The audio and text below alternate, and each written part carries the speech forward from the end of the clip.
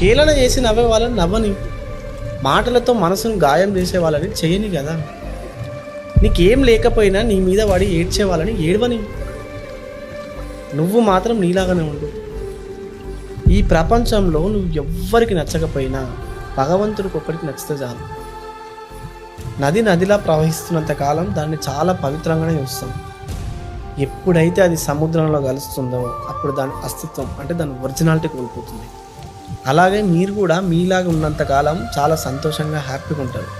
ఎప్పుడైతే వాళ్ళ దగ్గర అది ఉంది నాకు ఇది లేదు, వాళ్ళ లైఫ్ మంచిగా ఉంది నా లైఫ్ ఇట్లుంది అని ఇతరులతో పోల్చుకుంటారో, వారిలా ఉండాలనుకుంటారో అప్పుడే మిమ్మల్ని మీరు కోల్పోతారు.